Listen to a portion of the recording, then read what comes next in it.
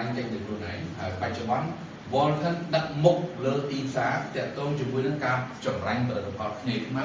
គឺក្រុមហ៊ុនរបស់យើងខ្លាចជា the big head brother of black texture extraction product គឺយើងឈរលេខរៀងទី1អត់ទាន់មានអ្នកធ្វើដូចទេដោយសារយើងអូនបច្ចេកវិទ្យាខ្លួនឯង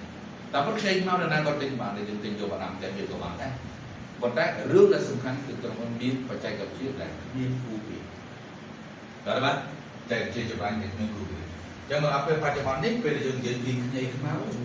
រឿងមួយខ្ញីខ្មៅដែលអ្នកនរគ្នានឹងខ្ញុំយើងស្រួលយល់យើងបើគំនិតឲ្យទលាយមកខ្ញុំគិតថាខ្ញុំតើអាចនិយាយពីខ្ញីខ្មៅយ៉ាងម៉េចយើងមកសួរសំណួរមួយសិនតើទាំងអស់គ្នាជឿទេថាខ្ញីខ្មៅជាឱសថជឿបាទជឿមែនទេបាទឥឡូវកុំថាដល់ខ្ញីខ្មៅសូម្បីតែខ្ញីយើងឆាយើងអីធម្មតានេះក៏គេចាត់ទុកជាឱសថដែរមែនទេហើយខ្ញីយើងឆាយើងគេចាត់ទុកជាឱសថតាំងពីឪពុកម្ដាយខ្ញុំមិនទាន់កើតអញ្ចឹងត្រូវបានក៏មើលឯកសារបារាំងវិញ